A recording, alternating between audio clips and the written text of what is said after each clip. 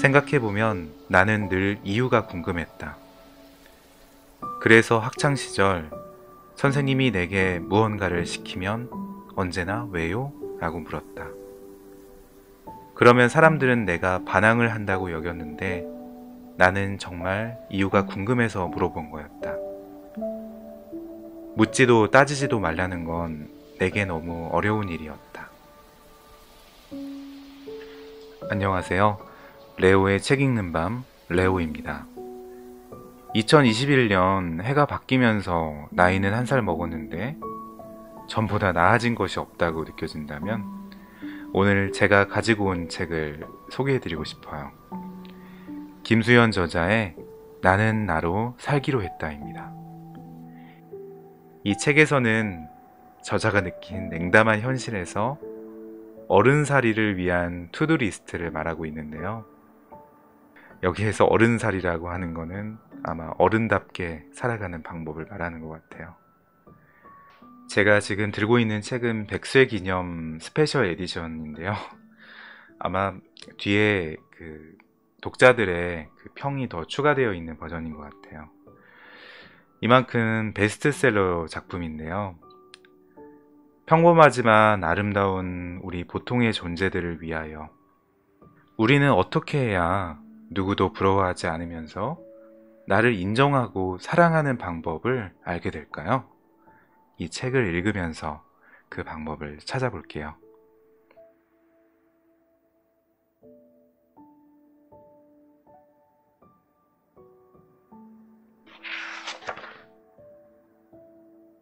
인생에서 숫자를 지울 것입니다. 소제목부터 확 와닿지 않으세요? 인생에서 숫자를 지워야 된다. 네, 우리는 참 숫자에 민감하죠. 나이가 어떻게 되세요? 이렇게 질문하는 사람도 있고요. 자, 읽어보겠습니다. 인터넷에서 떠돌았던 나라별 중산층의 기준이다. 먼저 영국인데요. 옥스포드대에서 제시한 중산층의 조건, 영국. 페어플레이를 할 것, 자신의 주장과 신념을 가질 것, 나만의 독선을 지니지 말 것, 약자를 두둔하고 강자에 대응할 것, 불의, 평등, 불법에 의연히 대처할 것. 네, 영국 부분을 읽어보니까 좀 추상적이긴 한데 뭐랄까요, 조금 멋있는 것 같아요. 자, 다음 볼게요. 다음은 프랑스인데요. 퐁피두 대통령이 삶의 질에서 정한 중산층의 기준이라고 합니다. 외국어를 하나 정도 구사하여 폭넓은 세계 경험을 갖출 것, 한 가지 이상의 스포츠를 즐기거나 하나 이상의 악기를 다룰 것, 남들과 다른 맛을 낼 수 있는 별미 하나 정도는 만들어 손님을 대접할 것, 사회 봉사단체에 참여하여 활동할 것, 남의 아이를 내 아이처럼 꾸짖을 수 있을 것입니다. 굉장히 세 번째 부분이 인상적인데요. 남들과 다른 맛을 낼 수 있는 별미 하나 정도 만들어서 손님을 대접한다. 요리에 약한 저로서는 굉장히 갑자기 배워보고 싶다는 느낌이 드네요. 자, 다음 드디어 대한민국입니다.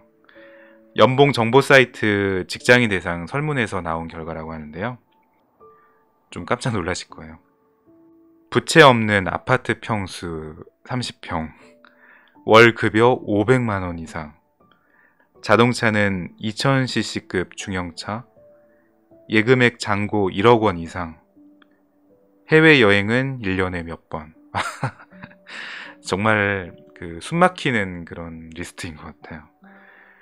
영국, 프랑스와 비교했을 때 우리나라 기준에 빠짐없이 등장하는 것, 그건 바로 숫자다. 한 번은 인터넷 서핑을 하다 나의 결혼 가능 점수를 알려준다는 배너 광고를 본 적이 있다. 사주 사이트인가 했는데 그건 결혼정보회사 사이트였다. 나이, 키, 몸무게, 자산 액수, 연봉 등 수많은 숫자를 입력하고 나면 소고기처럼 등급을 매겨 나의 결혼 가능 점수도 알려준다는 거였다. 이게 진정한 의미의 한국형 알파고가 아닐까 싶었다. 네.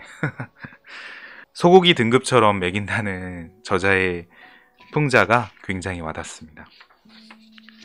우리는 무엇이든 숫자로 책정하는 것을 너무 좋아한 나머지 나 자신의 값어치를 매기는 일도 자연스럽게 받아들인다. 그렇게 세워진 숫자의 삶 속에서 개인은 이력서에 쓸 숫자들을 위해 분투하고 집의 평수로 관계에 금을 긋고 파업이나 집회가 있으면 어떤 가치의 충돌인지가 아니라 얼마의 돈을 손해보고 있는지를 헤드라인으로 읽는다. 그야말로 가치는 잊은 채 서로의 값어치만 묻는 숫자의 삶이다. 그런데 숫자라는 건 언제나 비교하기 쉽고 서열을 매기기 용이하다는 특징이 있다. 예를 들어 세모와 동그라미를 비교하여 서열을 매길 수는 없지만 1과 2를 비교하여 서열을 매기는 건 누구나 할 수 있다. 결국 숫자의 삶이란 쉴 새 없이 비교되며 서열이 매겨지는 삶인 것이다. 그 안에서 우리는 낮은 값어치가 매겨질까 안절부절 못하고 자신의 위치와 서열을 끊임없이 확인한다. 그렇다면 삶의 모든 것을 숫자로 측정할 수 있을까? IQ가 지혜를 측정할 수 없고 친구의 숫자가 관계의 깊이를 증명할 수 없으며 집의 평수가 가족의 화목함을 보장할 수 없고 연봉이 그 사람의 인격을 대변할 수는 없다. 진정한 가치는 숫자로 측정되지 않는다. 그러니 만약 당신이 우월한 존재가 아닌 비교할 수 없는 존재가 되고 싶다면 가장 먼저 삶에서 숫자를 지워야 할 것이다. 삶의 가장 중요한 것은 숫자가 담을 수 없는 것들에 있다.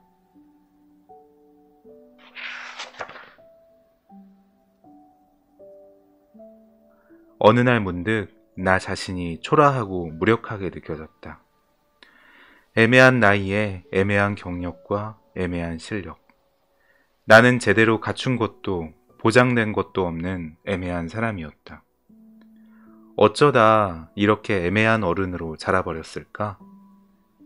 그때 나는 내가 뭘 잘못했을까 생각했다. 전공 선택을 잘못했던 걸까?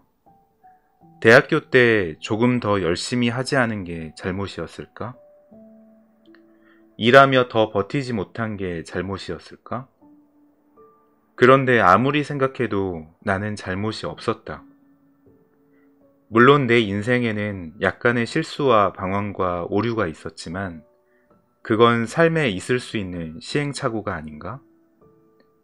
나는 학창시절 선생님 말의 이유가 궁금했듯이 아무 잘못 없는 개인이 왜 초라함을 느껴야 하는지 알고 싶었다. 그때 나는 많은 책을 읽었는데 취미의 책 읽기가 아니라 정말 궁금해서 읽었다. 나는 왜 초라해졌는가에 대하여, 나는 왜 부족한가에 대하여, 나는 왜 아무것도 아닌가에 대하여. 네, 저자가 이렇게 많은 책을 읽었던 것을 통해서 우리가 그 생각을 전달받을 수 있을 것 같아요.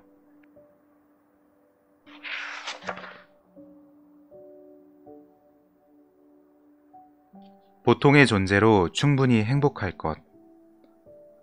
어린 시절 차를 타면 언제나 해가 나를 따라온다고 생각했다. 그리고 언젠가 세일러문 정도의 마법소녀가 될 수 있지 않을까 기대했다.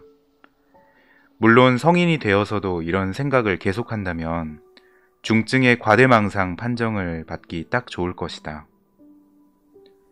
그래도 나이를 먹으면 악의 무리로부터 세상을 구하는 영웅은 아닐지라도 어딘가 특별한 어른이 되어 있을 것만 같았다. 하지만 현실의 나는 평범한 어른으로 자라났다. 화려한 삶도 아니며 무한의 자유를 누리지도 않는다. 여전히 소고기는 마음껏 사먹기 어렵고 좁은 생활 반경 속에서 멋없는 일상은 반복된다. 그런데 생각해보면 평범한 어른 중에 한 사람이 되었다는 사실을 깨닫는 지점, 어린 시절 내가 품었던 이상을 떠나보내는 지점, 어른의 사춘기는 그 지점에서 오는 게 아닐까? 물론 그 순간이 슬프고 씁쓸하기는 하다. 하지만 어린 시절의 환상과 기대감에서 벗어나 특별하지 않은 보통의 존재로서 자신의 삶을 꾸리는 것. 어른의 숙제란 그런 것인지도 모른다.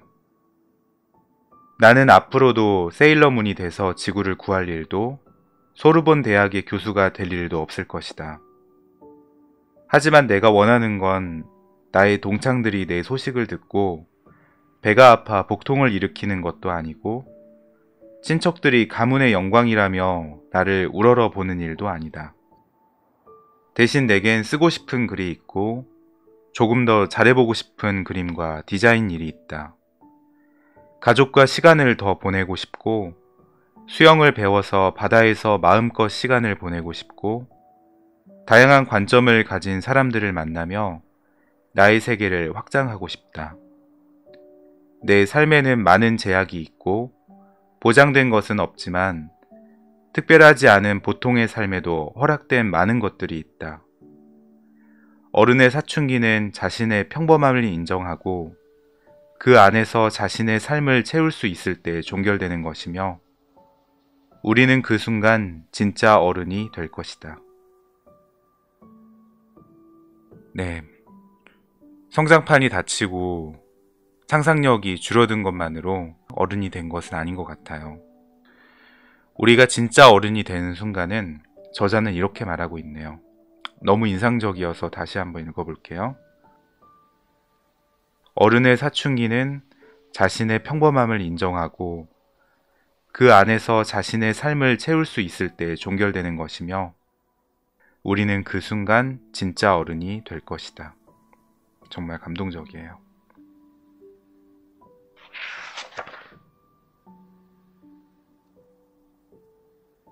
나 외엔 무엇도 되지 않을 것. 초등학교 2학년 때 장래 희망을 말하는 시간이 있었다. 나는 퀴리 부인에 대해 어디선가 주워 듣고는 퀴리 부인과 같은 여성 과학자가 되고 싶다고 말했다. 실상 나는 정자와 난자 시절부터 과학자와는 거리가 멀게 태어난 사람이지만 초등학교 2학년의 나는 그런 공수표를 남발해도 괜찮았다. 9살짜리 꼬마가 구체적으로 물류회사에서 구매를 담당하고 싶다거나 중견 회사에서 회계 관리를 하고 싶다고 하는 게 더 이상한 일이 아닌가? 그런데 문제는 나이를 먹어서도 우리의 꿈이 무엇을 할 것인가가 아니라 무엇이 될 것인가에 머물러 있을 때 발생한다.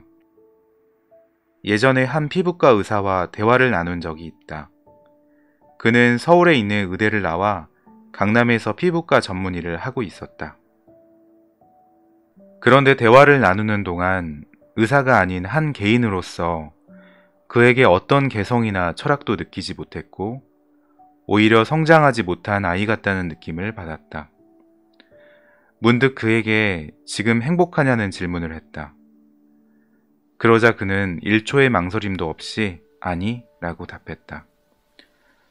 남들이 보기엔 그럴듯한 직업을 가졌다고 할 수 있겠지만 더 좋은 학벌에 더 큰 병원에서 일하지 못하는 것을 아쉬워할 뿐이었다. 많은 책에서 사회적으로 인정받는 직업을 가진 이들이 실제로는 행복하지 않은 경우가 많다더니 그가 그런 사람이었다. 열심히 공부하는 것에 매달려 청소년기를 보냈던 그는 의대에 갈 수 있어서 의대에 갔다고 한다. 다른 생각을 할 여유는 없었고 대학에 가서도 빡빡한 의과 공부와 인턴을 거쳐 지금에 이르렀다. 그런데 그는 왜 행복하지 않을까? 그는 사회적 지위와 경제적 안정, 주변 사람들의 인정을 조으며 자신의 내면은 바라보지 못했고 그것은 그의 내면을 공허하게 만들었다. 그런 그에게 중요했던 건 의사가 되는 것이었다. 자신의 공허한 내면과 희미한 정체성을 채우기 위해 의사라는 직업적 정체성에 기댄 것이다. 그런데 그는 여전히 행복하지 않았다. 의사가 되면 해결될 거라 여겼지만 더 큰 병원과 더 높은 연봉과 더 좋은 배경에 붙잡혀 있을 뿐 텅 빈 내면은 어떤 외적 가치로도 채워질 수 없었다. 물론 한 개인에게 직업은 단순히 돈벌이만을 의미하지 않는다. 하지만 직업이란 보다 자기다워지는 일이지 없는 자아를 창조하는 일은 아니다. 시작이 되는 눈뭉치가 있어야 눈덩이를 굴릴 수 있다. 내면은 돌보지 못한 채 외면의 가치만을 좇는 한 언제나 비교 속에서 살 뿐 결코 진짜 행복과 자존에는 닿을 수 없으니 우리에게 절실한 건 우리를 증명할 명함이 아니라 누구에게도 증명할 필요 없는 나 자신이 되는 것이다.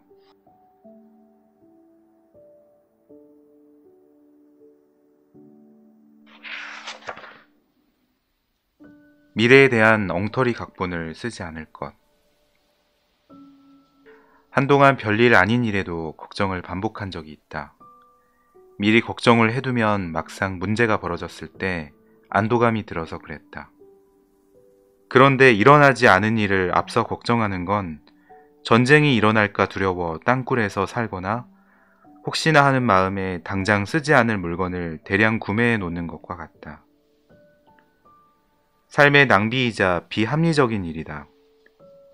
그럼 어떻게 해야 이 낭비를 줄일 수 있을까? 걱정은 대체로 비합리적이고 지나치게 부정적인 생각에서 촉발된다. 그렇기에 과장된 걱정에서 벗어나는 방법은 막장 드라마급의 개연성을 가진 왜곡된 생각을 바로잡는 것에서 시작한다. 당신의 걱정을 들여다보자. 일어날 확률이 낮은 최악의 경우를 떠올리고 있지는 않은가? 겨우 기침을 단서로 폐병을 염려하고 있지는 않은가? 그 날조된 미래에 붙잡혀 지금을 망치지 말자. 당신의 괴로움은 당신이 쓴 엉터리 각본 때문이다. 네. 우리가 걱정하고 있는 것을 천천히 들여다볼 필요가 있을 것 같아요. 저도 어렸을 때부터 초등학교에 가기 전에도 걱정을 했고 구구단을 외우기 전에도 걱정을 했던 것 같아요. 여러분도 사소한 일 그리고 아직 발생하지 않은 일에 대해서 걱정을 해본 적 있으세요? 우리는 누구나 작고 큰 걱정을 하기 마련입니다. 네, 계속 읽어볼게요.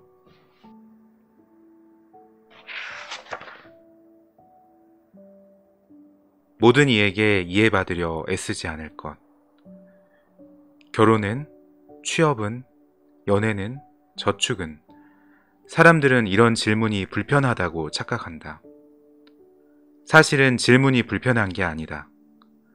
그 질문 뒤에 나에 대해 내리는 타인의 판단이 불편한 거다. 자신들의 방식과 다르다는 이유로 나를 잘못된 사람으로 만드는 시선과 판단. 자신에 대해서도 잘 모르면서 타인에 대해선 심리학자이자 프로파일러이자 가장 중립적 비평가로 둔갑하여 너무나 쉽게 판단한다. 그러나 누군가 2차 방정식을 이해하지 못한다면 문제는 2차 방정식이 아닌 그 사람의 이해력 부족에 있듯이 누군가 우리를 이해하지 못한다면 그건 역시 우리의 문제가 아니라 상대의 이해력 문제일지 모른다. 그러니 그들에게 쩔쩔맬 필요도 없고 우리를 증명하려 애쓸 필요도 없다. 우리는 편협한 이들에게 이해받으려 사는 게 아니며 당신의 삶은 당신의 것이다. 3인칭 시점을 전지적 작가 시점으로 여기는 오만은 언제나 진실을 오독하기 마련이다. 네. 모두에게 정중하되 누구에게도 쩔쩔매지 않기 위하여 라고 하는 저자의 애쓰지 않고 편안하게 에서의 문구가 떠오르네요. 우리는 편협한 이들에게 이해받으려 사는 것이 아닙니다. 나의 삶은 나의 것이죠. 계속 볼게요.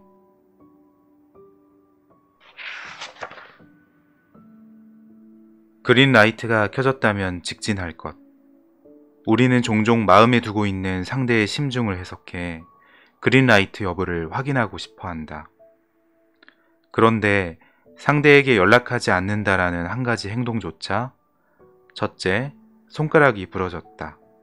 둘째, 아웃 오브 안중이다. 셋째, 중요한 일을 앞두고 매우 바쁘다.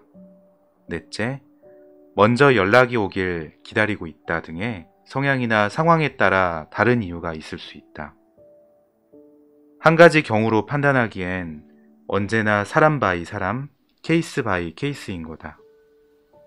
그렇기에 어떤 연애 고수의 조언도 타로카드 아줌마의 호언 장담도 상대의 진심을 해석할 순 없다. 그럼에도 그 사람의 그린라이트 여부를 알고 싶다면 가장 적절한 질문은 그 사람은 나를 어떻게 생각하는가가 아니라 나는 그 사람을 어떻게 생각하는가이다. 그 질문의 대답으로 나는 그 사람이 좋다라는 결론에 도달한다면 그것이 그 사람에게 전진해야 할 진짜 그린라이트가 될 것이다. 사랑도 되면 한다쯤의 생각으로 안전거리 확보에만 열을 올린다면 겁쟁이에게 사랑은 너무 과분하다. 네, 이 부분을 읽고 많은 생각이 들었는데요. 우리는 어떤 사랑이 다가올 때 그 사람이 나를 어떻게 생각하는지 재보고 가늠하지 않나요? 겁쟁이에게 사랑은 과분하다는 말이 와닿습니다. 자, 다음 계속 읽어볼게요.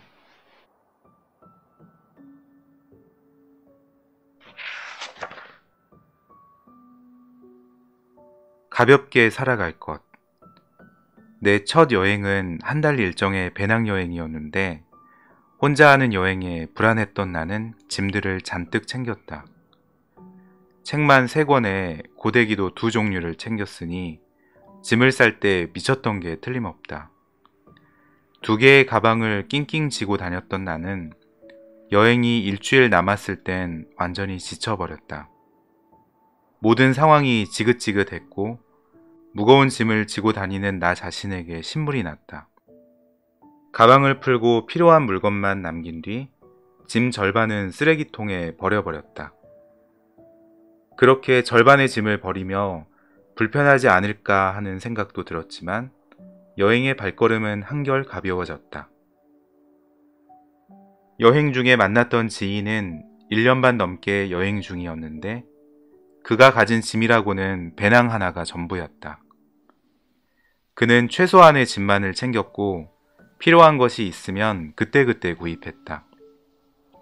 예를 들면 입고 있는 옷이 낡으면 현지 시장에서 구입하는 시기였는데 그 자체로 여행의 즐거움이라고 말했다.